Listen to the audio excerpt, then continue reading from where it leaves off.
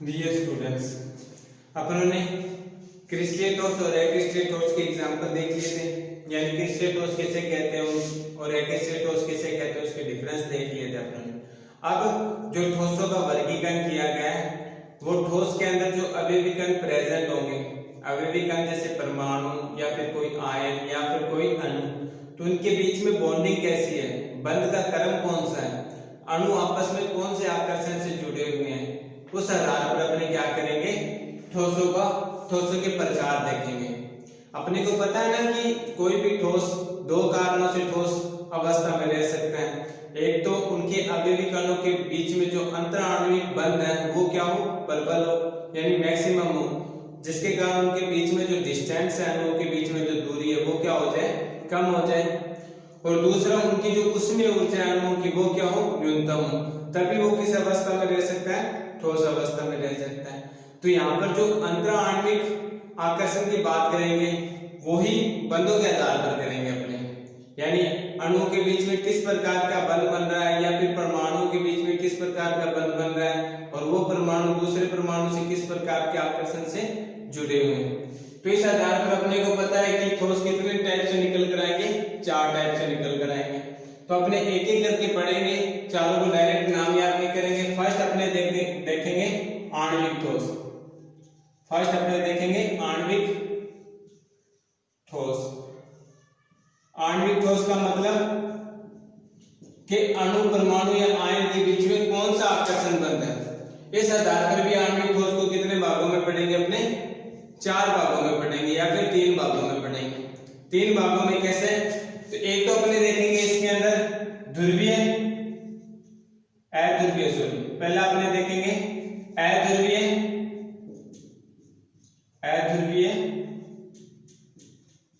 आणविक ठोस। यानी अध्रुवीय आणविक ठोस का मतलब आणविक ठोस। अब अपने क्या किस पर देख रहे हैं, यानी आणविक ठोस के डिवाइड देख रहे हैं। आणविक ठोस का मतलब कि अणु के बीच में आकर्षण कौन कौन सा है। यदि अणुओं के बीच में अध्रुवीय आकर्षण है या अणुओं के बीच में ध्रुवीय आकर्षण है या अणुओं के बीच में हाइड्रोजन बंध का आकर्षण है, तो किस प्रकार का आकर्षण है, इस आधार पर अपने क्या करेंगे, आणविक ठोस को डिवाइडों में पढ़ेंगे। पहला अपने पढ़ेंगे अध्रुवीय आणविक ठोस। अध्रुवीय आणविक ठोस से नाम से स्पष्ट होता है अध्रुवीय, यानी जो अणु या परमाणु या आयन मतलब जो अवयवी कण होंगे, जो अवयवी कण होंगे, अवयवी कण यहाँ पर कौन कौन से हो सकते हैं, या कोई परमाणु हो सकता है या फिर कोई अणु हो सकता है। 2 ही हो सकते हैं, क्यों, क्योंकि आयन तो हो नहीं सकता। आयन होते ही उनके बीच में कौन सा आकर्षण आ जाएगा, सिर्फ विद्युत आकर्षण बंध आ जाएगा।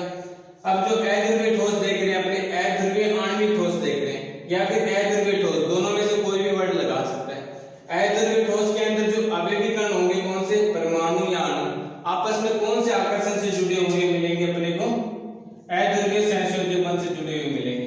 अध्रुवीय सहसंयोजक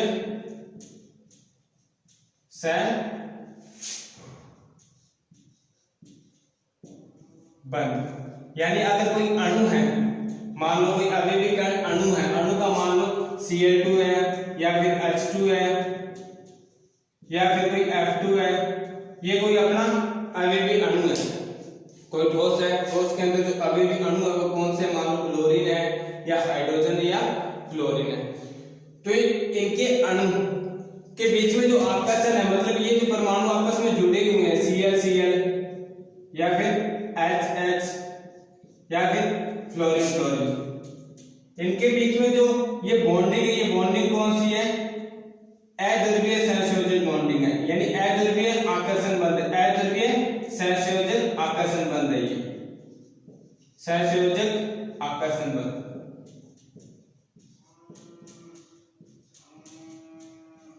ये तो अपनों ने किसी अणु की बात की है, यानी अध्रुवीय आणविक ठोस के अंदर कोई अगर अणु अवयवी कण है तो वो अणु कौन सा होगा, वो अणु के बीच में जो बॉन्डिंग होगी वो कौन सी होगी, अध्रुवीय सहसंयोजक बंध की बॉन्डिंग होगी। मतलब कि जो क्लोरीन और क्लोरीन दोनों ही अपने को पता है कि समान विद्युत ऋणात्मकता वाले तत्व हैं, और समान विद्युत ऋणात्मकता वाला तत्व होने के कारण ये क्या करेंगे, ना तो इलेक्ट्रॉन को अपनी ओर आकर्षित कर सकेंगे, ना ही ये इलेक्ट्रॉन को प्रतिकर्षित कर सकेंगे, जिसके कारण इनके बीच में जो बंध बनेगा वो कौन सा बनेगा, अध्रुवीय सहसंयोजक बंध बनेगा। ठीक है, अब ये मान लो अपन ने एक अणु ही देखा है, अब ये अणु आपस में कौन से बंध से जुड़ेंगे, फिर इनके बीच में कोई पोलर तो क्रिएट हो नहीं रहा, ध्रुवीय प्रकृति क्रिएट हो नहीं रही, अध्रुवीय प्रकृति के, तो इनके बीच में जो आकर्षण होगा वो कौन सा होगा,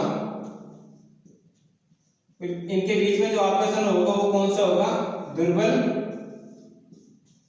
परीक्षण बल हो सकता है, परिक्षेपण बल हो सकता है, या फिर कौन सा हो सकता है, लंदन बल बोलते हैं जिसे अपने लंदन बल बोल सकते हैं, या लंदन आकर्षण बल बोल सकते हैं, कुछ भी बोल सकते हैं। ये क्या होंगे, इनके अणु आपस में इस आकर्षण से जुड़े हुए मिलेंगे। अब अपने बात करते हैं कोई परमाणु की। परमाणु का मतलब यहाँ पर मैं लिख लेता हूँ, मान लो आर्गन हो गया, या फिर कोई हीलियम हो गई, नियोन हो गई, ये सारे क्या है, परमाणु है। ये परमाणु भी अगर आपस में जुड़ेंगे, मतलब अगर अवयवी कण मैंने कौन से लिए, आर्गन, हीलियम, नियोन लिए, तो ये अवयवी कण आपस में, मान लो आर्गन का कोई ठोस अपने पास पड़ा है, टुकड़ा पड़ा है, तो इन आर्गन के अणुओं के बीच में जो आकर्षण होगा वो कौन सा होगा, दुर्बल वान डेर वाल्स बल होगा, दुर्बल वान डेर वाल्स बल होगा।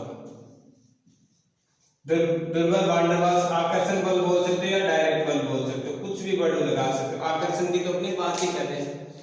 फाइनली रिजल्ट क्या निकल कर आ रहा है, रिजल्ट ये निकल के आ रहा है कि अध्रुवीय आणविक ठोसों के अंदर जो अणु होते हैं उनकी प्रकृति अध्रुवीय होती है, जिसके कारण ये आपस में दुर्बल परीक्षण बल या लंदन बल से क्या रहते हैं, जुड़े हुए रहते हैं। अगर कोई अध्रुवीय आणविक ठोस के अंदर अवयवी कण परमाणु उपस्थित है, तो वो परमाणु कौन सा होगा, अध्रुवीय प्रकृति का होगा, और अध्रुवीय प्रकृति के ये परमाणु ऐसे क्यों, क्योंकि इनका क्या अष्टक पूर्ण है, अष्टक पूर्ण है तो ये इलेक्ट्रॉन को आकर्षित नहीं करेंगे, किसी भी प्रकार का कोई पोलर या ध्रुवीय क्रिएट नहीं होगा, तो इनके बीच में जो आकर्षण होगा, मान लो आर्गन या हीलियम, नियोन का अगर अपने पास कोई टुकड़ा ले रहे हैं, तो उनके बीच में जो आकर्षण होगा वो कौन सा होगा, दुर्बल वान डेर वाल्स बल टाइप का होगा। मतलब अध्रुवीय आणविक ठोसों के अंदर जो अणु या परमाणु होते हैं उनकी प्रकृति कौन सी होती है, अध्रुवीय प्रकृति होती है, और अध्रुवीय प्रकृति होने के साथ साथ होने के कारण इनके बीच में जो आकर्षण होता है वो कौन सा होता है, दुर्लभ परीक्षण बल हो सकता है, या फिर दुर्लभ वान डेर वाल्स बल हो सकता है। इसके कारण ये जो ठोस होते हैं, ये ठोस क्या रहते हैं, सामान्यतः नरम होते हैं और विद्युत के कुचालक होते हैं, विद्युत के कुचालक होते हैं। ये अपना अध्रुवीय आणविक ठोस था, या फिर डायरेक्ट अपने बोल सकते हैं अध्रुवीय ठोस था। अब एक सिंपल सी लैंग्वेज अपने को इसमें याद रखनी है और कुछ नहीं रखना, ये रखना है कि अध्रुवीय आणविक ठोस के अंदर जो अणु परमाणु होते हैं उनकी प्रकृति कौन सी होती है, अध्रुवीय प्रकृति होती है, जिसके कारण वो अणु या परमाणु आपस में दुर्बल परीक्षण बल या वान डेर वाल्स बल से क्या रहते हैं, जुड़े हुए रहते हैं, जिसके कारण ये सामान्यतः क्या होते हैं, नरम होते हैं, कठोर नहीं होते, और ये विद्युत के क्या रहते हैं, कुचालक रहते हैं। बस ये अपने को अध्रुवीय आणविक ठोस में ध्यान रखना है, ठीक है। इससे ज्यादा और कुछ भी नहीं माइंड में रखना, वो आपसे क्वेश्चन डायरेक्ट यही पूछता है, जैसे क्लोरीन हो गया, या फिर आर्गन दे देता है, या फिर कार्बन टेट्राक्लोराइड दे देता है, इस प्रकार के आपके कंपाउंड दे देता है, पूछता है कि इनमें से कौन सा अध्रुवीय आणविक ठोस है, उनको पृथक कीजिए। तो अपने को साफ भी पता है कि ये चारों तीनों के तीनों क्या है, अध्रुवीय आणविक ठोस है, क्योंकि Cl के बीच में जो बॉन्डिंग है वो कौन सी है, यानी Cl परमाणु के बीच में जो बॉन्डिंग है वो अध्रुवीय सहसंयोजक की है, जिसके कारण ये अणु कौन सा है, अध्रुवीय अणु है, और अध्रुवीय अणु होने के कारण ये अणु आपस में कौन से बल से जुड़े हुए हैं, दुर्बल परीक्षण बल से जुड़े हुए हैं, जिसके कारण इनकी प्रकृति किस ठोस में की जाएगी, अध्रुवीय आणविक ठोस में काउंट की जाएगी, ठीक है। ये तो अपना एक अध्रुवीय आणविक ठोस था। सेकंड अपने इसी के आगे देखते हैं, यानी आणविक ठोस का वर्गीकरण कर रहे हैं। आणविक ठोस का सेकंड पार्ट आएगा कौन सा, अध्रुवीय का ए हटा देंगे और कौन सा रह जाएगा, ध्रुवीय आणविक ठोस रह जाएगा, ध्रुवीय आणविक ठोस। अब ध्रुवीय आणविक ठोस में कौन कौन से होंगे, तो वो वही चीजें अपने को यहाँ पर देखनी है। सेकंड पार्ट कौन सा होगा इसका, ध्रुवीय आणविक ठोस, आणविक ठोस। अब इसके अंदर जो अणु या परमाणु होंगे, इसके अंदर जो अणु परमाणु ये सभी क्या है, अवयवी कण है क्या, ये अवयवी कण।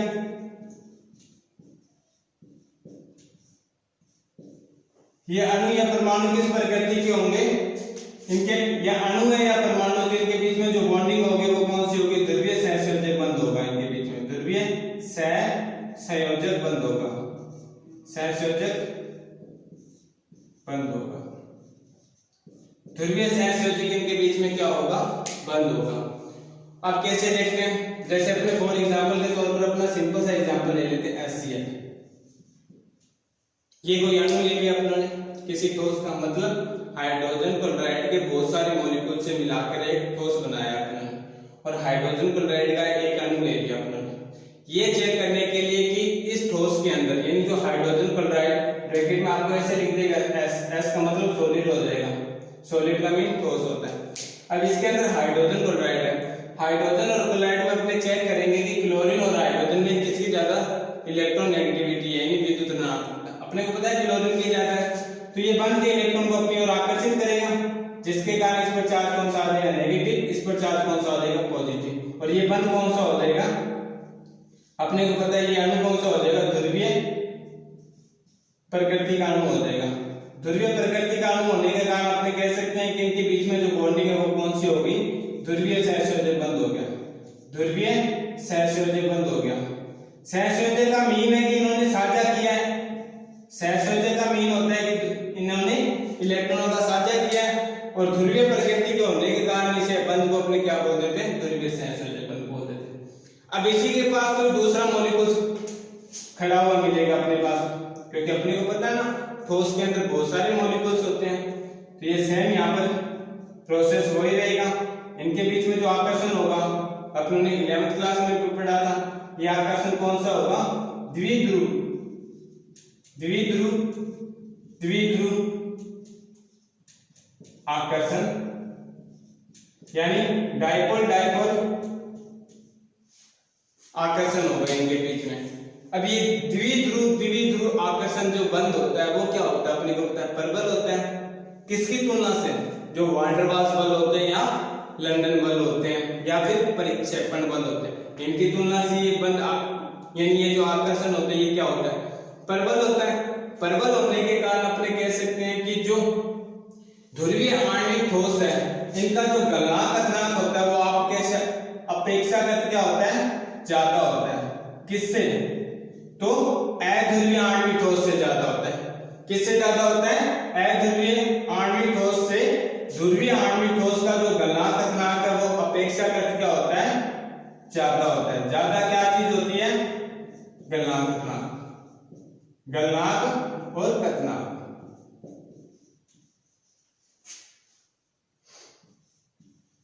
ये कंपैरिजन में पढ़े जाएंगे साथ साथ में, ठीक है। ध्यान रखना, लास्ट में एक आपको चार्ट बता दूंगा किस टाइप से आपको पढ़ना, ठीक है। अब आपसे पूछेगा कि ध्रुवीय आणविक ठोस किसे कहते हैं, उदाहरण दीजिए। तो इसके अंदर आपको लिखना क्या होगा, ध्रुवीय आणविक ठोस उन ठोसों को कहा जाता है जिसके अंदर जो अवयवी कण होते हैं वो ध्रुवीय अणु या परमाणु होते हैं। ये अवयवी कण आपस में प्रबल द्विध्रुव आकर्षण बल से क्या रहते हैं, जुड़े हुए रहते हैं, जिसके कारण इनकी प्रकृति कौन सी होती है, जिसके कारण इनकी प्रकृति कौन सी होती है, आप कह सकते थोड़ी सी कठोर होती है। लेकिन वैसे इनको पढ़ा किसमें जाता है, इनको हमेशा नरम और विद्युत के कुचालक में नहीं पढ़ा जाता। नरम और विद्युत के कुचालक होते, ये भी नरम है और विद्युत के कुचालक होते। विद्युत के कुचालक क्यों है, तो सिंपल सा लैंग्वेज ध्यान में रखना, इनके पास जो अवयवी अणु है या फिर परमाणु है आपस में क्या नहीं है, गमन करने के लिए यानी स्वतंत्र रूप से जाने के लिए इनके पास देने के लिए इलेक्ट्रॉन नहीं है। और इलेक्ट्रॉन नहीं है तो अपने को पता है कि विद्युत का प्रभाव दो टाइप से हो सकता है, या तो फिर आयनों के कारण हो सकता है या फिर इलेक्ट्रॉन के कारण। ना तो इनके पास आयन बन रहे हैं और ना ही इनके पास कोई इलेक्ट्रॉन है जो क्या कर सके, गमन कर सके। यानी गति कर सके, क्योंकि इलेक्ट्रॉन के प्रवाह के विपरीत दिशा में क्या होती है, विद्युत का प्रवाह होता है, जिसके कारण अपने कह सकते हैं कि ये भी क्या होते हैं, विद्युत के कुचालक होते हैं और ये भी नरम होते हैं। लेकिन ये जो अध्रुवीय आणविक ठोस है उनसे क्या होते हैं, प्रबल होते हैं। प्रबल क्यों होते हैं, कठोर क्यों होते हैं, तो अपने कह सकते हैं कि इनके बीच में जो आकर्षण बंध होता है वो तो क्या होता है, दुर्लभ परीक्षण बल या लंदन बल होता है, जबकि इनके बीच में जो आकर्षण बल होता है वो कौन सा होता है, प्रबल द्विध्रुव टाइप का क्या होता है, आकर्षण बंध होता है। ठीक है, जिसके कारण ये क्या होते हैं, आपके ऐसा ज्यादा गलनांक और कथनांक रखते हैं। ठीक है, एग्जांपल के तौर पर HCl भी लिख सकते हो या फिर SO4 SO2 sulphur dioxide, bracket में ऐसे लगाकर सॉलिड दे देगा, साथ में वो आपको क्या दे देगा, HCl, ब्रैकेट में S दे देगा। ये क्या होंगे, जहां पर भी आपको लगे कि हाँ इसकी प्रकृति कौन सी है, ध्रुवीय है, तो वो सारे किस में काउंट कर लोगे आप, ध्रुवीय ठोस के अंदर काउंट कर लो। ठीक है, उसके बाद में थर्ड इसका कौन सा आता है, थर्ड इसका आता है हाइड्रोजन बंधित ठोस, यानी हाइड्रोजन आबंधित ठोस कौन कौन से होंगे, अपने आकर्षण के आधार पर देख रहे हैं कि किस प्रकार का आकर्षण होगा। थर्ड अपना हो जाएगा H आबंधित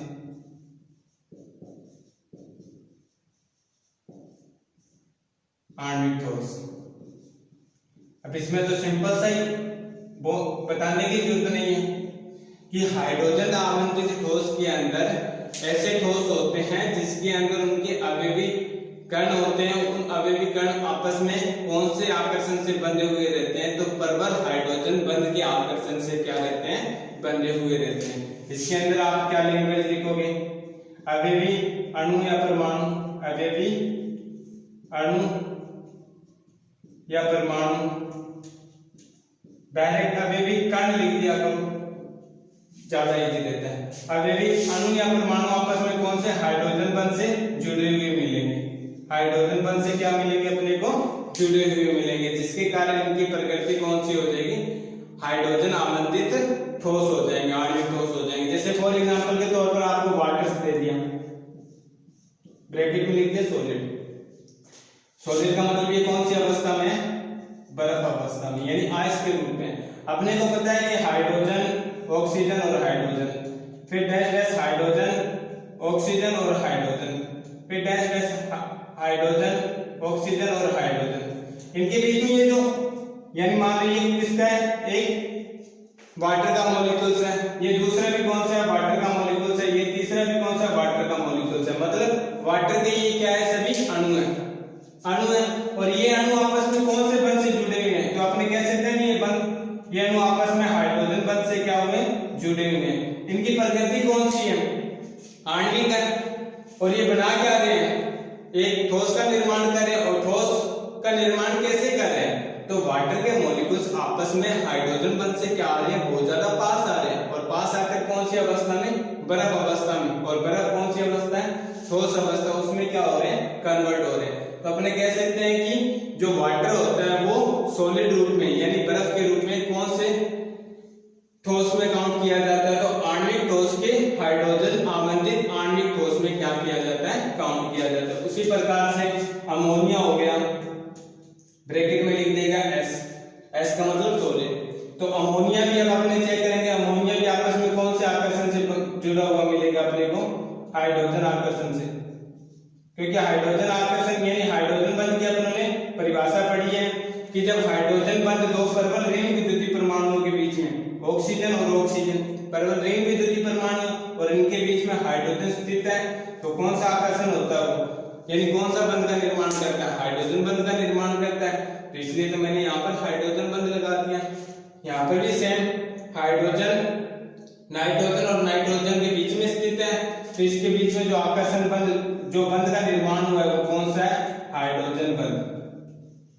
तो इसलिए तो कहते हैं अमोनिया हो गया या फिर कोई जल हो गया, ठोस अवस्था में किस में काउंट किए जाते हैं, तो हाइड्रोजन बंध आबंधित, यानी हाइड्रोजन बंध आणविक ठोस में क्या किए जाते हैं, ये काउंट किए जाते हैं। ठीक है, तो ये थोड़ा सा क्या रखना, ध्यान में रखना कि किस किस टाइप के ठोस होते हैं। तो आणविक ठोस में 3 ठोस होंगे, अध्रुवीय आणविक ठोस, ध्रुवीय आणविक ठोस और हाइड्रोजन अणुओं के बीच में जो आकर्षण बंध होगा वो कौन सा होगा? दुर्लभ परीक्षण बल या लंदन बल या वान डर वाल्स बल होगा, जिसके कारण ये सामान्यतः कमरे के ताप पर क्या रहते हैं? नरम रहते हैं और विद्युत के कुचालक होते हैं। एग्जांपल के तौर पर आप लिख दोगे यहाँ पर Cl2, H2, Ar आर्गन या फिर CCl4, ये सारे किसके एग्जांपल हैं? तो अध्रुवीय आणविक ठोस के एग्जांपल हैं। ध्रुवीय आणविक ठोस के अंदर क्या होता है? जो अवयवी कण या परमाणु या आयन होते हैं वो आपस में कौन से ध्रुवीय सहसंयोजक बंधों से जुड़ते हैं, और ध्रुवीय सहसंयोजक बंधों से जुड़े होने के कारण इनके बीच में, इनके अणुओं के बीच में या अवयवी कणों के बीच में कौन सा आकर्षण पाया जाता है? तो द्विध्रुव आकर्षण बल पाया जाता है, जिसके कारण ये क्या होते हैं? आपके अपेक्षाकृत ज्यादा किनकी तुलना से?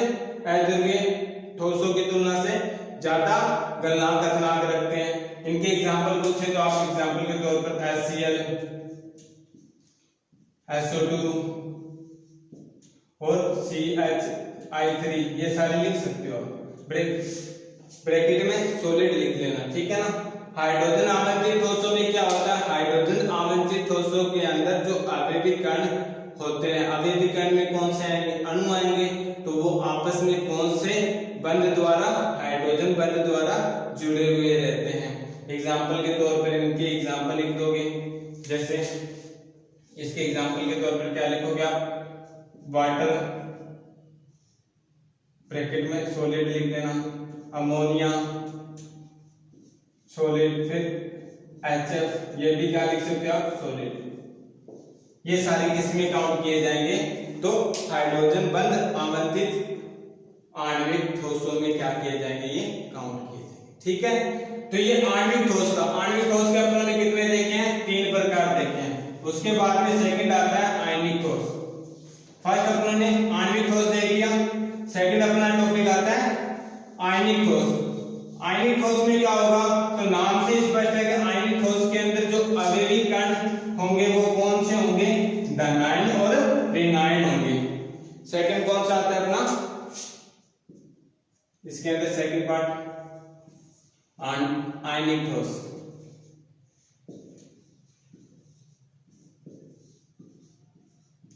इसके अंदर क्या होंगे? अवयवी कण कौन कौन से होंगे? अवयवी कण, अवयवी कण इसमें अपने को पता है धनायन होगा और ऋणायन होगा। धनायन और ऋणायन अवयवी कण होंगे इसके अंदर। धनायन और ऋणायन आपस में कौन से आकर्षण से जुड़ेंगे? तो अपने को पता है कि आयनिक जो अणु होते हैं, जैसे NaCl हो गया, KCl हो गया, Na2SO4 हो गया, ये सारे क्या है? आयनिक यौगिक हैं। और अपने को पता है कि आयनिक यौगिक में जो अणु होते हैं वो आपस में कौन से बंध से जुड़े हुए मिलते हैं? तो स्थिर विद्युत आकर्षण बंध से, स्थिर वैद्युत आकर्षण बंध से क्या रहते हैं? जुड़े हुए मिलते हैं। स्थिर वैद्युत आकर्षण बंध से, आकर्षण बंध से क्या रहते हैं? जुड़े हुए मिलते हैं। कैसे? तो मान लो NaCl अपने पास क्या है? कोई ठोस का एक टुकड़ा है, तो अपने सोचते हैं कि NaCl इस प्रकार से बॉन्डिंग बनाता है, तो ये नॉन है। NaCl में होता है क्या? Na प्लस और Cl माइनस होता है, यानी ना सोडियम क्या करता है? पहले चलिए विलयन में Na यानी अपना एक इलेक्ट्रॉन त्यागता है और क्लोरीन उसे क्या करता है? ग्रहण कर लेता है। ग्रहण करने के बाद में ये आयनों के रूप में टूट जाता है। जैसे ये क्या हो गया? धनायन, ये क्या हो गया? अपना ऋणायन। अब ये ऋणायन और ऋणायन पर नेगेटिव, इस पर पॉजिटिव चार्ज है और इस पर नेगेटिव चार्ज है, तो आपस में कौन से आकर्षण से जुड़े हुए मिलेंगे? ये स्थिर विद्युत आकर्षण बंध से जुड़ जाएंगे। स्थिर विद्युत आकर्षण बंध से क्यों जुड़ेंगे? क्योंकि आयनों का निर्माण हो चुका है और आयन कौन कौन से हैं? एक तो धनायन है और एक ऋणायन है। दोनों की क्या है? दोनों पर चार्ज कौन सा है? एक पर पॉजिटिव का चार्ज और एक नेगेटिव का चार्ज है। पॉजिटिव और नेगेटिव का चार्ज होने के कारण इनके बीच में जो आकर्षण होगा वो कौन सा होगा? स्थिर विद्युत आकर्षण बंध होगा। अब यहाँ पर जो अवयवी कण मैंने अभी स्पष्ट बोल दिया कि धनायन और ऋणायन। आप ये मत सोचने लग जाना कि सर NaCl कैसे आकर्षण बनाएंगे क्या? ये NaCl तो कौन सा है? अणु है, लेकिन मैंने अवयवी कण पहले ही लिख दिया कि धनायन और ऋणायन होंगे। ये मॉलिक्यूल्स नहीं होंगे, या ये होगा या ये होगा, मतलब ये दोनों होंगे। ये दोनों आपस में जुड़ेंगे कौन से? स्थिर विद्युत आकर्षण से और किसका निर्माण करेंगे, आयनिक ठोस का निर्माण करेंगे। कैसे करेंगे, फॉर एग्जांपल के तौर पर आपको एक सिंपल सा बना के दिखा देता हूं। मान लो ये कोई क्रिस्टल है, ठीक है, यहां पर कौन कौन से एंड सोडियम है, सभी कोनों पर कौन कौन से सोडियम के आयन प्रेजेंट है, ठीक है। तो यहां पर मैंने सोडियम के आयन दिखा दिए सभी कोनों पर, ये सारे क्या है। अब मान लो यहां पर कौन सा है, Cl का आयन हो गया, यहां पर कौन सा Na का आयन हो गया, फिर ये ऐसे जुड़ गया इसके साथ में, ये इसके साथ में ऐसे जुड़ गया, यहां पर सारे क्या है Cl के आयन हो गए। उसी प्रकार से सेकंड अपने कह सकते हैं, सेकंड ऐसे भी बना सकते हैं ना, इसको इसके साथ जोड़ दिया, फिर इसको इसके साथ जोड़ दिया, इसको इसके साथ, इसको इसके साथ, यहाँ पर कौन से हो गए Na, यहाँ पर कौन से हो गए Cl। ऐसे करके जो एक क्रिस्टल की संरचना बनेगी, क्रिस्टल की जो संरचना निकल कर आएगी वो कौन सी निकल के आएगी, आयनिक संरचना निकल कर आएगी, आयनिक संरचना निकल कर आएगी।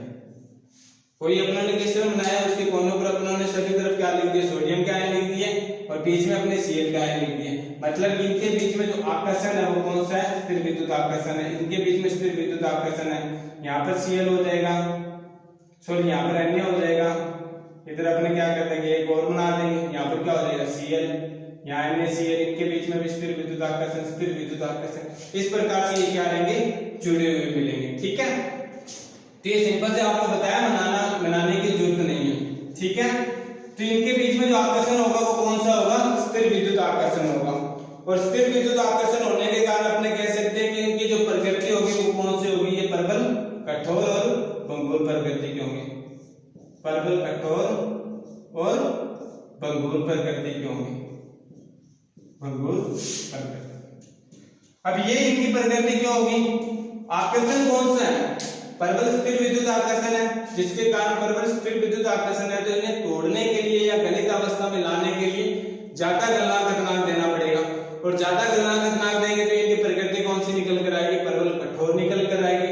और भंगुर प्रकृति का मतलब अगर आप इन्हें पीटेंगे तो ये फैलेंगे नहीं बल्कि टुकड़ों में टूट जाएंगे।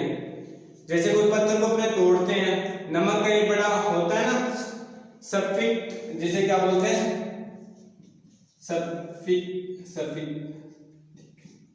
सल्फेटिक बोलते हैं। अब इसको तोड़ते हैं ना, इतना बड़ा सा अपने लैंग्वेज में बोल सकता हूँ कि पत्थर टाइप का होता है, तोड़ते हैं तो वो बारीक बारीक हो जाता है और बारीक होने के बाद में अपने कहते हैं कि ये क्या बन गया, अपना नमक बन गया, जिसे अपने क्या बोल देते हैं NaCl बोल देते हैं। छोटे छोटे मेडिकलों में आ जाता है ना, तो वो इनकी क्या दिखाता है, भंगुर प्रकृति दिखाता है।